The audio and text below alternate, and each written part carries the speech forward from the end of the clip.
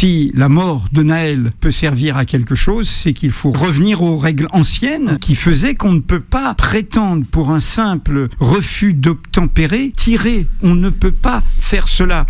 17h, 20h, édition spéciale désinformée, présentée par Adil Farkan sur Beurre FM. Ledwip Pnellel, bonjour. Bonjour, merci Journaliste. de votre invitation. Mais c'est un grand plaisir de vous accueillir. Vous savez que les auditeurs ici, vous êtes une vraie vedette chez nous, hein.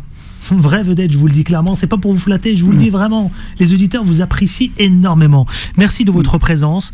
Vous êtes le cofondateur et le président de Mediapart. Quand vous écoutez la mère de famille, c'est touchant, la grand-mère. Qu'est-ce que cela évoque pour vous? Qu'est-ce que cela vous inspire? Qu'est-ce que cela, évidemment, comment vous avez envie de réagir quand vous entendez ces mots? Au-delà des mots d'une maman, d'une grande maman, des frères, des sœurs, de toutes les personnes qui étaient à la marche blanche, il y a tout ce que nous ressentons, nous toutes et nous tous. Nous avons été jeunes, je vais avoir 71 ans, il nous est arrivé, et quels que soient les milieux sociaux, parfois d'être un peu en révolte, de faire une petite bêtise, j'en sais rien, peu importe.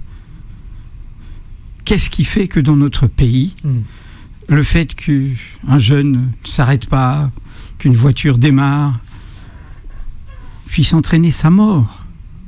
C'est ça que tout le monde doit regarder. Et nous savons pourquoi. Nous savons d'où ça vient. C'est pas une folie humaine. C'est pas un policier barbare ou je ne sais quoi. La police, c'est une institution. La police, elle dépend de l'État. L'État, il dépend des lois. Les lois sont votées par des députés. En l'occurrence, ce qui a enlevé la vie à Naël. 17 ans. 17 ans. Et j'ai tout de suite vu ce que... Bien sûr, vous parlez de vedettes, mais quand on voit Omar Sy et Mbappé, on voit bien que ça concerne, y compris des gens qui sont à l'abri du besoin et qui savent d'où ils viennent, qui savent cette histoire, et nous savons tous. Alors c'est quoi? Eh bien, c'est début 2017, sous la présidence de François Hollande, avec le Premier ministre Cazeneuve. Il cède à une demande des lobbies policiers de changer les règles de la légitime défense, oui, de les aligner sur un corps militaire, la gendarmerie. Mais la gendarmerie, elle a un cadre très organisé, très structuré. La police, elle est au plus proche des citoyens. Moi, j'ai été rubricard police. Normalement, elle est gardienne de la paix.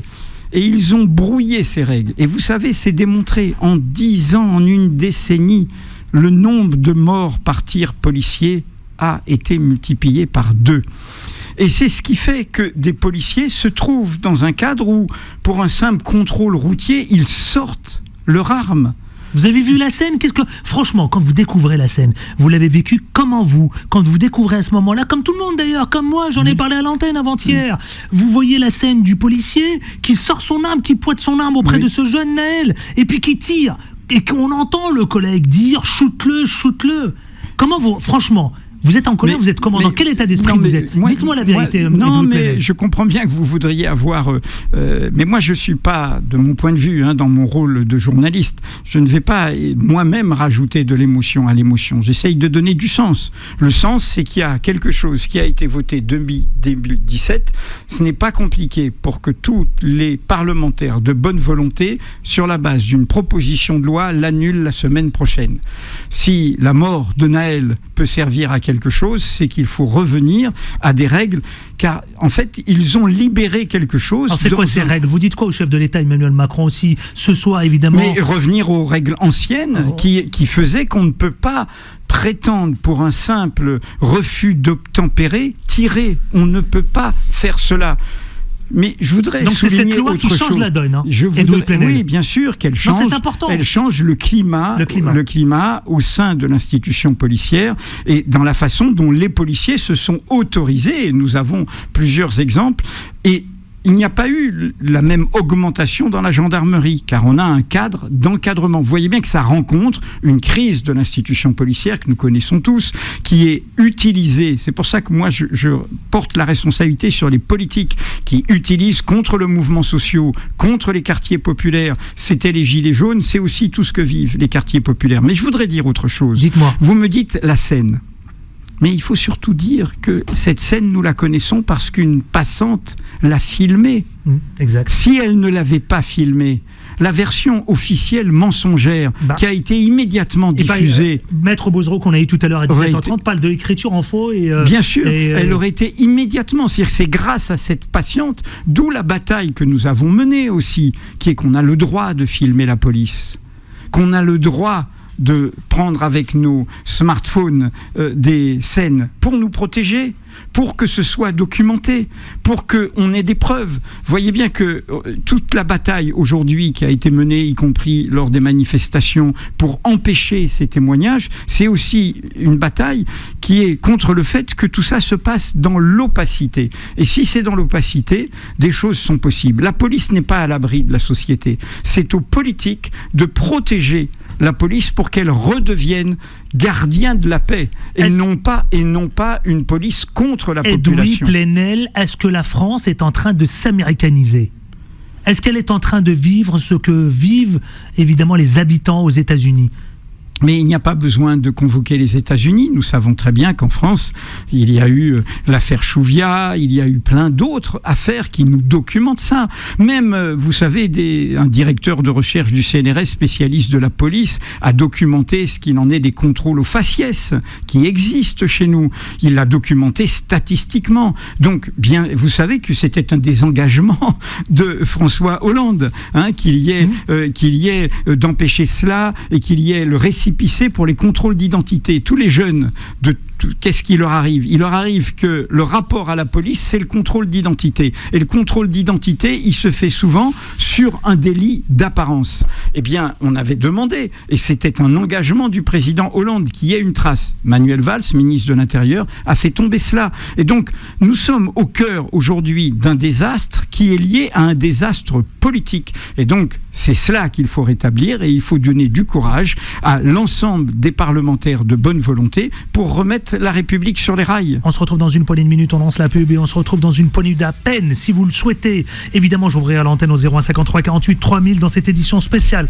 3 heures, on mobilise 3 heures d'antenne pour parler de ces tensions, de ces quartiers, alors qu'en ce moment même, on a les images en temps réel, évidemment des échauffourées, des heurts sont en train de se dérouler à la fois entre les forces de l'ordre, mais également aussi les jeunes des quartiers de Nanterre. On voit bien évidemment des scènes qui sont en train de se transformer. Restez avec nous, nous sommes avec Edoui Plenel, il est avec nous en direct et nous parlerons aussi, vous savez, de son ouvrage, L'appel à la vigilance. Ça tombe bien, il est d'actualité votre livre. Face à l'extrême droite, édition La Découverte. À tout de suite. Édition spéciale, nous sommes ensemble jusqu'à 20h ce soir, chers amis auditeurs. Vous êtes de plus en plus nombreux à nous suivre et je vous remercie infiniment. Édition spéciale puisque Beurre FM bouscule son antenne. Nous serons avec une série de personnalités tout à l'heure. On reviendra sur le terrain à Nanterre avec Redouane, le rédacteur en chef, qui sera avec nous, le journaliste, pour nous faire part évidemment de ce qui est en train de se dérouler sur la ville de Nanterre en ce moment même après la marche blanche à Nanterre. Nous serons à 19h précisément avec, qui sera en plateau en studio, le ministre de la ville, du logement, monsieur Olivier Klein. Nous serons également avec Faiza Ben Mohamed, Nadir Kaya, qui viendront, Aziz Seni également, qui viendront nous parler évidemment de ces tensions dans les différents quartiers de France. Edoui Plenel est notre invité avec son ouvrage qui est plus que jamais d'actualité, chers amis auditeurs. L'appel à la vigilance, je l'ai lu. Je vous invite à le lire. Il se lit très bien. Bravo Edoui Plenel pour cet ouvrage aux éditions La Découverte. L'appel à la vigilance face à l'extrême droite. On va en parler. Quelques questions encore concernant cette marche blanche. Concernant ce qui nous concerne tous, en fait. Exactement, ce qui nous concerne tous. Merci de préciser ça. J'ai reçu un message, je n'ai reçu plein de messages vous concernant, Edoui Plenel. Il y en a un qui retient mon attention. Edoui Plenel est un héros. C'est un résistant des temps modernes. Son courage et ses combats sont inouïs. Respect, monsieur. Oh, c'est très gentil, mais au fond, je suis comme vous toutes et tous. Il faut être au rendez-vous de sa liberté. Moi, j'ai fait de ce métier un engagement, notre métier commun. un engagement au service de l'intérêt public. Donc je pense que ce compliment, il s'adresse aussi à vous savez, l'époque manque... J'en ai reçu plein, je peux pas tout dire. L'époque manque de tenue. Et la politique dont on parlait tout à l'heure, et y compris une partie du monde médiatique, manque de tenue. Donc je pense que nos concitoyennes et concitoyens sont sensibles au fait que des gens tiennent la digue, tiennent les principes de l'égalité, sans distinction d'origine, de condition, de croyance, d'apparence, de sexe, qu'on tienne la digue des principes. Je trouve, vous voyez, vous savez, cette semaine, vous m'interrogiez, j'avais un peu d'émotion en écoutant la maman et la grand-maman. C'était mardi. Et en même temps qu'il y avait cette mort de Naël et ses déclarations, au même moment, Nicolas Sarkozy, qui a une grande responsabilité dans comment tout ça s'est dégradé, était reçu en grande pompe par l'aile droite de la majorité présidentielle à l'Assemblée nationale. Lequel Nicolas Sarkozy, quand même, il faut le rappeler, est condamné en première instance dans l'affaire Big Malion à 1 an de prison, en appel dans l'affaire Bismuth à nouveau de la prison ferme, 3 ans, et il a l'affaire libyenne qui l'attend pour association de malfaiteurs. Quelle pédagogie civique on fait? Et aujourd'hui, on a toute cette haine qui se déverse, qu'on a laissé se déverser depuis Sarkozy, de l'extrême droite, la chasse au bouc émissaire, la désignation des musulmans, des étrangers, des immigrés, de la différence, de la diversité, mais ça va ensemble, vous voyez. Et donc quand je vois cette colère qui s'exprime comme elle s'est exprimée en 2005 et comme elle s'exprime aussi sous d'autres moments, etc., eh bien je renvoie à ça. Regardez comme en bas, ils ne tiennent pas les principes et quelle image ils donnent de nous tous. Edoui Plenel, j'ai encore quelques questions. Qu'est-ce que vous pouvez dire, évidemment, dans cette ambiance qui est en train de régner en ce moment sur la ville de Nanterre? Edoui Plenel. Oui, mais souvenez-vous de 2005, c'est-à-dire quand il y a un sentiment de grande injustice, quand les mots n'ont pas été dits à temps, et quand il y a une accumulation, il y a de la colère qui explose. Alors, la colère est là. Comment on la calme, la colère? Pas simplement en réprimant, on la calme par des gestes. De ce point de vue, il faut saluer, et je voudrais le souligner, le procureur de la République de Nanterre a fait quelque chose qui est totalement inédit. Totalement inédit. Et il faut en donner acte à la justice. Jamais un policier n'est allé en détention provisoire sur une affaire de violence. Ça n'est aucun précédent. C'est une première dans l'histoire. Des policiers corrompus ont pu aller en détention provisoire, des policiers mêlés à un trafic de drogue, des policiers portant atteinte à l'honneur de l'institution. Mais c'est une première dans l'histoire, ça a tout son sens. C'est la première fois qu'un policier impliqué dans des violences, et en l'occurrence des violences mortelles contre un citoyen, va en détention provisoire, avec un procureur qui dit que des 48 heures de garde à vue, il ressort que les conditions pour lui de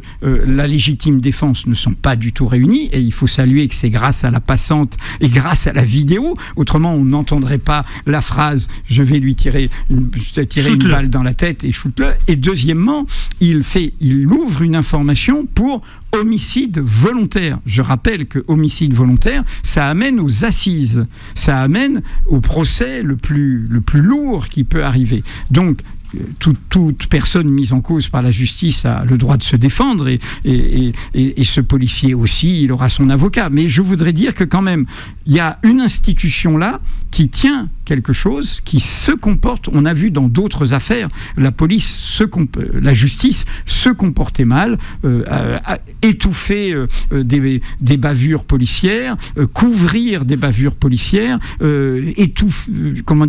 épouser le mensonge de la version policière. En l'occurrence, ce n'est pas ça qui se passe. Donc il faut saluer cette attitude du procureur de la République de Nanterre, quelles que soient les suites, et en espérant que l'instruction judiciaire fasse la lumière sur l'attitude du deuxième policier qui, pour l'instant, n'est pas mise en examen. Et vous avez raison, Edoui Plenel, de préciser qu'il y a tout son sens. C'est une première dans l'histoire, effectivement, et il a raison, Edoui Plenel, de le préciser. Je sais que ce que vous allez livrer comme message a tout son sens. Vous venez d'entendre Radouane Koura qui vient de nous confirmer que ce soir, ça risque d'être tendu et que ça risque de chauffer. Qu'est-ce que vous avez envie de livrer comme message? On ne peut pas, il faut appeler au calme. bien sûr qu'il faut... on est très écouté, Beurre FM, dans les quartiers. Bien sûr qu'il faut appeler au calme et se dire que l'expression de la colère ne suffira pas et que l'expression de la colère... Mais qu'est-ce que vous leur dites, les jeunes, ce soir, s'ils vous écoutent, là? Mais je leur dis de transformer cette colère en action politique, en action pour changer les choses. Mais vous voyez, je suis même embarrassé par votre question parce que... moi, c'est pas ma responsabilité première. Ma responsabilité première, c'est d'essayer de donner de la compréhension à tout ça. Et puis, je vais pas juger les gens.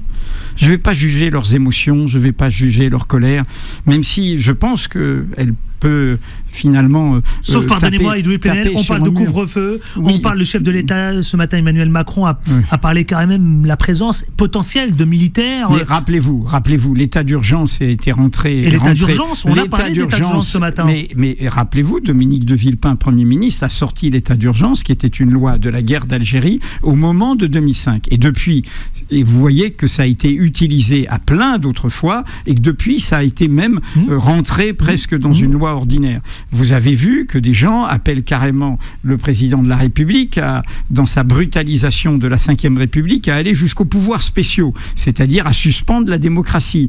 C'est ce que disent l'extrême droite et autres. Donc évidemment que... mais voyez que notre appel au calme, notre appel à... discuter, notre appel à faire des propositions suppose, pour être entendu, pour être crédible, d'avoir un pouvoir politique qui entende, qui écoute.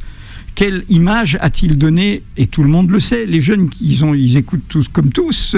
Eux, la retraite, c'est pas leur affaire. Mais ils ont bien vu que sur la retraite, ce pouvoir n'a pas écouté. Vous voyez bien que la colère, elle vient aussi du sentiment qu'on a un pouvoir politique qui n'écoute pas. Il est passé en force sur la retraite. Tous les parents en ont dû en parler. Les grands-parents ont dû en parler. La solidarité entre les générations. Donc, vous voyez bien que pour que notre appel au calme soit entendu et crédible, nous, en tant que porte-parole, que personnes qui sont dans l'espace public, eh bien il faut que aussi on ait de la part de ceux qui sont au pouvoir, non pas des gros bras et des phrases martiales, etc., mais des phrases de compassion, des phrases de sensibilité, des phrases d'écoute et une ouverture à la discussion, une ouverture à des propositions. Par exemple, annoncer que la loi sur la légitime défense va être mise en cause. C'est très simple. Qu'il le fasse ce soir, Monsieur Darmanin. Qu'il dise qu'en effet, cette loi votée par la gauche, sur la demande de la gauche, et à l'époque, en 2017, n'est pas bonne. Alors évidemment, il se mettra à dos... C'est ce que vous réclamez. Il se mettra à dos les extrémistes de certains syndicats policiers, mais il sera entendu par beaucoup de policiers républicains qui ne sont pas contre la société et n'aiment pas cette idée qu'on utilise la police comme une sorte de bouclier d'un pouvoir qui n'entend pas la société. Donc les gestes doivent venir d'abord du pouvoir politique. On marque une courte pause et on se retrouve dans une poignée de minutes à peine, mon cher Edoui Plenel. Édition spéciale Les Informés, nous sommes ensemble jusqu'à 20h. Edoui Plenel est notre invité spécial dans cette émission avec son ouvrage L'appel à la vigilance face à l'extrême droite aux éditions La Découverte. Tout à l'heure à 19h, nous serons avec le ministre de la Ville et du Logement, Monsieur Olivier Klein, qui sera avec nous. Nous serons avec un haut fonctionnaire, l'ancien patron de la police, Frédéric Auréal, qui sera avec nous. Faiza Ben Mohamed, Nadir Kaya, le président de Banlieue Plus, qui sera avec nous sur le plateau en studio. Edoui Plenel, avant de parler de votre livre, dites-moi une question. Vous avez connu les émeutes de 2005, vous les avez vécues avec Maître Mignard, justement.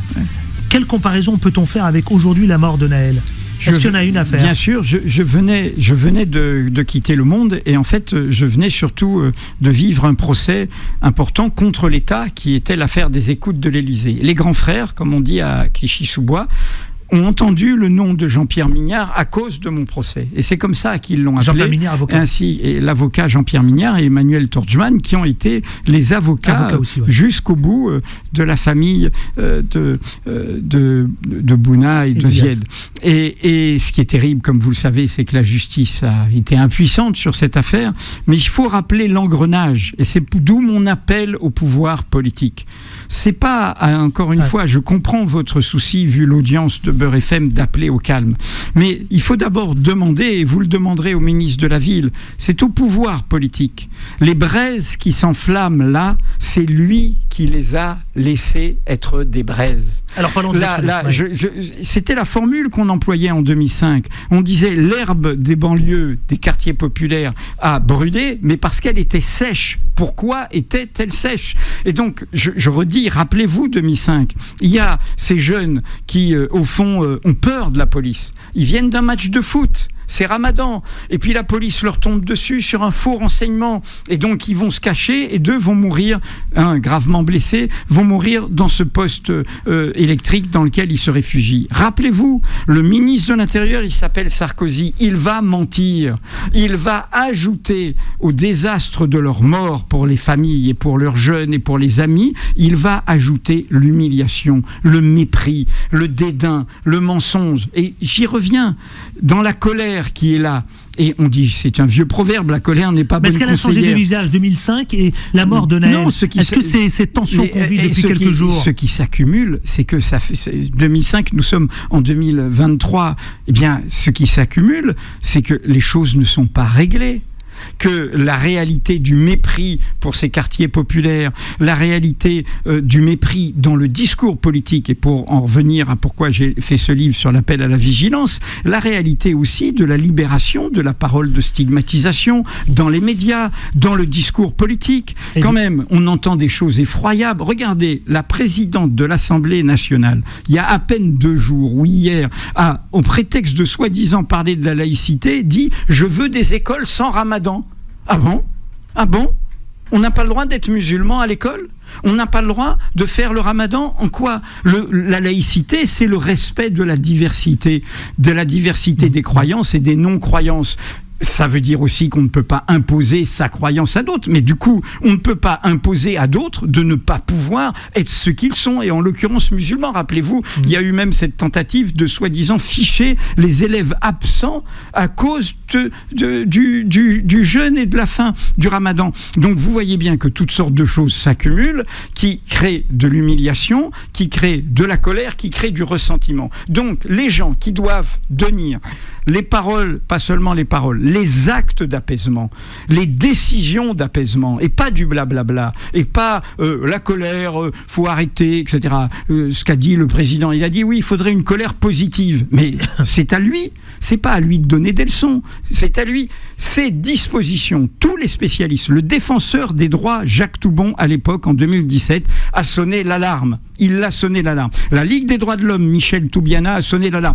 Pouria Amir Chahi, député à l'époque, a fait une motion de rejet préalable. Ils n'ont pas écouté. Il faut en revenir à ce qui existait avant, qu'ils bougent. À eux de faire ce qu'il doit être fait, et ce n'est pas à eux d'envoyer les policiers au casse-pipe, et les policiers font peut-être des dégâts. Je vous sens peut-être exaspéré ou en colère. Je trouve que aujourd'hui, demander à des citoyennes et citoyens de faire le calme, alors qu'il y a une colère qui est produite à cause de gens qui n'ont pas fait ce qu'ils devraient faire. Edoui Plenel, juste d'une phrase, s'il vous plaît. Allez-y, pardon, je suis long. Non, vous avez raison, parce que ça a toute son importance. Ce qui est en train de se dérouler dans les quartiers populaires partout en France, est-ce que ça nous renvoie aux gilets jaunes? Même révolte, même colère, ou pas du tout?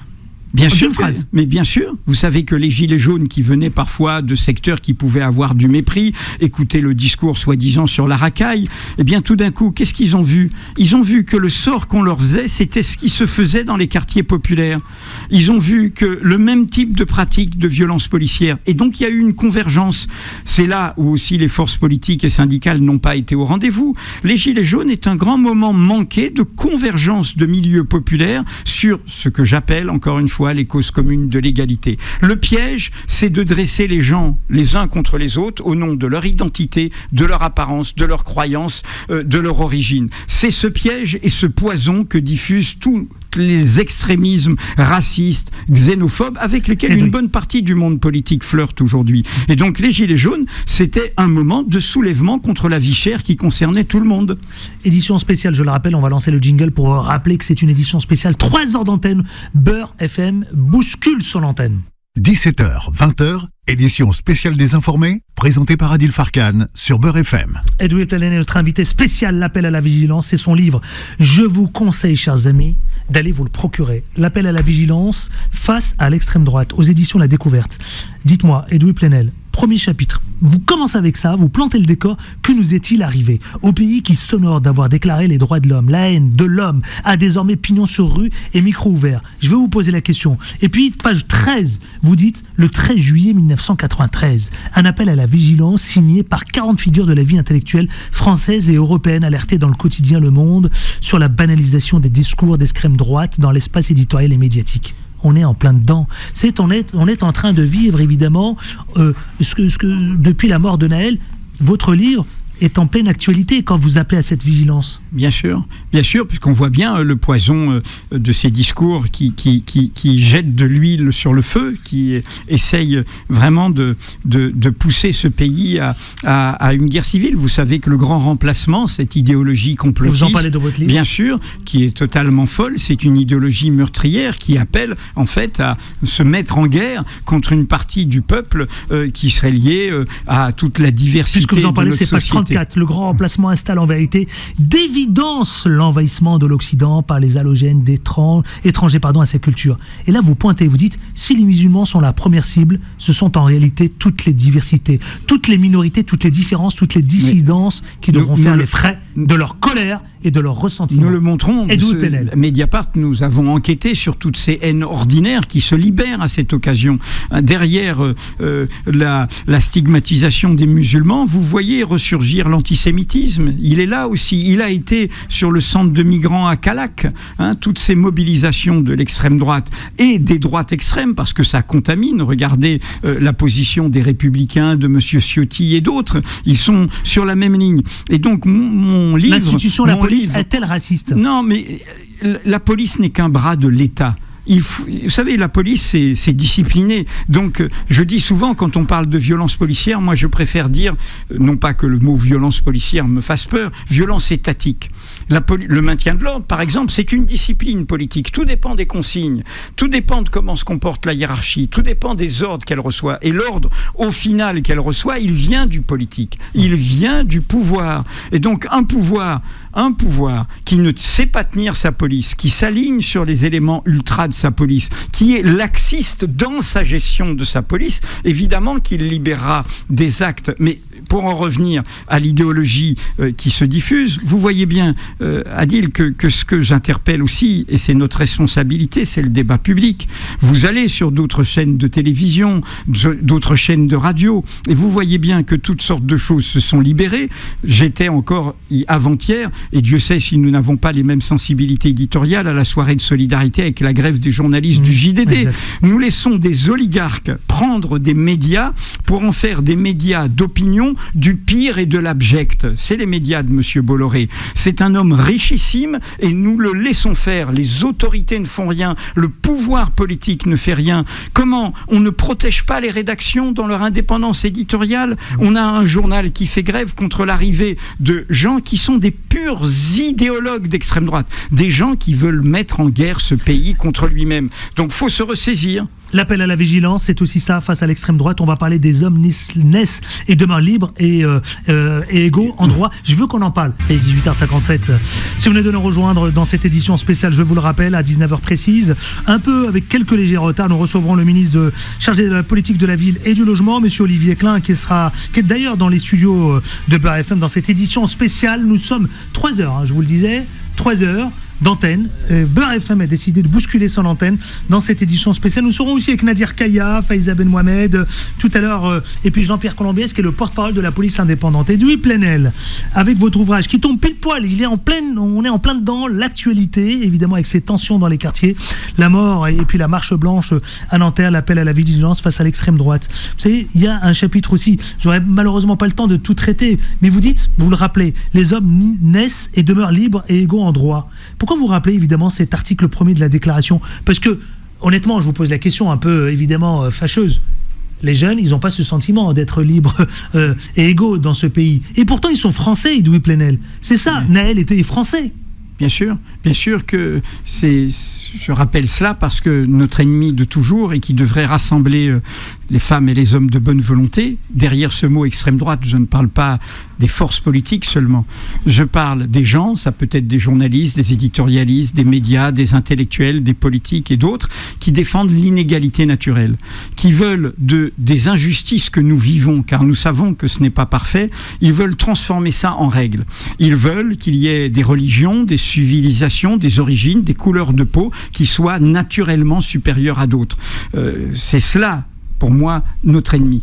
Nous sommes ici, s'il y a cette radio, si nous luttons pour des droits, les manifestations sur les retraites, d'autres questions, voire contre les injustices, voire contre le racisme, c'est au nom de cet idéal. Ça ne veut pas dire qu'il est gravé dans le marbre et qu'il est immobile, c'est au contraire le mouvement de l'émancipation. Mon livre est un appel à ce que l'on tienne cette digue de l'égalité, que ce soit le socle qui nous rassemble. Et comme je l'ai dit, et je le redis, puisque vous allez faire parler un ministre, je pense qu'il est aujourd'hui la responsabilité de ceux qui nous gouvernent d'incarner cela, de défendre cela, et du coup de se remettre en cause quand ils sentent qu'il y a un sentiment d'injustice très fort. Et bien justement, ce sentiment d'injustice très fort. Edoui Plenel, page 83. Dernière question. Les citoyens et citoyennes que nous sommes peuvent-ils accepter que les armes de la démocratie soient retournées contre elles? Décisif, cette question de philosophie politique. Franchement, il y a un écho. Il y a, comment dirais-je... C'est pas les émeutiers dont je parle. Je sais bien, non mais je sais bien. Mon livre, il parle des mots, et les mots sont parfois dangereux. Le pire arrive par les mots. Donc moi, c'est un appel tout simple. Il n'est pas normal que l'Arcom et les pouvoirs politiques soient totalement immobiles à l'égard des droits des rédactions. Je vous ai parlé de ce qui se passait au JDD, et Dieu sait si Mediapart a souvent été la cible de fausses informations ou de contre-enquêtes discutables du JDD, mais j'étais solidaire, j'étais le seul patron de presse présent à la réunion publique mardi soir, mais très clairement, il ne peut pas y avoir en démocratie, les chaînes hertziennes, vous en êtes une, est un bien public, vous avez signé une convention avec l'Arcom qui vous exige que Beurre FM respecte le bloc de constitutionnalité française. Ce n'est pas le cas de toutes ces chaînes européennes, CNews, C8, du groupe Bolloré et de ce milliardaire qui est aussi une puissance désormais médiatique dans la presse, dans l'édition et tout, eh bien moi j'appelle à ce que ces chaînes d'opinion qui sont des chaînes de haine, on leur retire leur fréquence hertzienne. Jingle. 17h, 20h, édition spéciale des informés, présentée par Adil Farkan sur Beurre FM. Si vous venez de nous rejoindre, il est 19h précisément, nous sommes ensemble encore dans cette édition spéciale, 1 heure d'émission spéciale. J'appelle tous nos auditeurs, vraiment, et je sais que vous êtes très très nombreux. Allez vous procurer le livre qui s'intitule d'Edoui Plenel, l'appel à la vigilance face à l'extrême droite aux éditions La Découverte. On a appris beaucoup de choses avec vous aujourd'hui, évidemment, dans cette édition spéciale, notamment 2 questions. Et on en finit là parce que je dois donner la parole au ministre, parce que l'heure est grave, je vous le dis clairement. Moi, je suis inquiet. Franchement, je connais les quartiers. On a l'habitude ici de traiter ces sujets. L'ADN de Beurre FM, c'est les quartiers populaires. Bien sûr. Je vous le cache pas, Edoui Plenel et Monsieur le Ministre, je suis inquiet, vraiment très inquiet. D'abord, je partage totalement cette inquiétude. Qu'est-ce que vous avez envie de livrer comme message à celles et ceux qui vous écoutent? Ils sont nombreux ce soir. Edoui Plenel, et vous savez, je vous dis pas ça pour vous flatter. Vous êtes une vraie vedette dans les quartiers populaires. La preuve, regardez, on a reçu plein de messages depuis tout à l'heure. Qu'est-ce que vous leur dites? Ils vous écoutent, qu'est-ce que vous leur dites comme mots? Je vous l'ai dit tout à l'heure. Les mots, non mais ça risque d'être chaud ce soir encore. Vous avez entendu notre reporter tout à l'heure qui disait qu'ils veulent faire péter... Adil, je sais, mais je redis, moi... Je pense qu'il faut se rassembler sur ce que j'appelle les causes communes de l'égalité, mais je pense qu'aujourd'hui, par rapport à l'heure qui est grave, là, dont nous rendons compte, c'est ceux qui nous gouvernent d'avoir les actes, je vous l'ai dit, il faut revenir sur ce qui a été voté en 2017, qui a changé les règles de la légitime défense. Il faut annoncer que cette disposition dont tous les spécialistes, le défenseur des droits à l'époque, les spécialistes de la police disent que ça ouvrait à ce qui s'est passé et qui a amené à la mort de Naël. Je rappelle que les morts par tir policier ont doublé dans cette dernière décennie. Donc il faut faire cette annonce il faut que ce soit fait. Il faut demander en urgence. Il faut demander en urgence au Parlement de remettre ça en cause. Qu'il faut que la mort de Naël serve à quelque chose et qu'elle serve à remettre ça en cause, dont tous les quartiers populaires ont vécu. Je rappelle que s'il n'y avait pas une citoyenne qui a fait cette vidéo, la version policière mensongère se serait imposée. C'est grâce à cette citoyenne. Et deuxièmement, il faut entendre que ça ne peut pas être simplement des paroles. S'il y a cette colère qui s'exprime, c'est qu'il y a derrière un profond sentiment d'injustice, de mépris. Quand on a un président qui vous dit « je traverse la rue pour aller trouver un job », il méprise les gens. C'est comme ça que je le ressens. Quand il parle de Jojo le gilet jaune, il méprise les gens. Et donc il faut sortir de cela. Il faut avoir des paroles modestes, des paroles de compassion, des paroles d'écoute, des paroles de sensibilité. Je vais sortir un livre cet automne qui est un plaidoyer pour une politique sensible, une politique qui sait que notre monde est fragile, qui sait qu'il peut partir. Je sens l'émotion. Et donc, de la même manière. C'est pour ça, vous m'interrogez beaucoup et je comprends votre inquiétude, car tout cela, mais je vous le dis clairement, moi, je suis inquiet, cela peut être utilisé, tout cela peut être utilisé par ces extrémistes qui de droite, qui racistes, qui poussent, qui jettent de l'huile sur le feu. Mais encore une fois, je redis que dans ce moment-là, ce sont ceux qui gouvernent qui doivent être capables d'être à la hauteur. Merci. Je rappelle qu'en 2005, c'est un mensonge du ministre de l'Intérieur, il s'appelait Sarkozy. C'est le recours à l'état d'urgence, depuis il est devenu la règle et il a été utilisé contre d'autres mouvements sociaux. C'est tout cela qui a fait la catastrophe qui aujourd'hui, nous sommes près de 20 ans après, est toujours là. Un hélicoptère est en train de survoler Nanterre, je vous le rappelle en ce moment même. Et puis tout à l'heure, notre reporter disait que ça prenait une autre tournure, ces échauffourées, entre les forces de l'ordre et les jeunes des quartiers. Quartier Picasso, il disait. Hein. Il était au cœur du quartier Picasso. Grand merci à vous. C'était un plaisir, Edoui Plenel. Merci et bon courage. Merci à vous. Vous reviendrez ? Ben, bien sûr, je suis déjà venu et je suis un ami ici. Ben, vous revenez quand vous voulez. Merci Edoui Plenel. C'était un plaisir dans cette édition spéciale. Évidemment. Et donner la parole surtout. Il faut entendre la parole de celles et ceux qui sont les premiers concernés.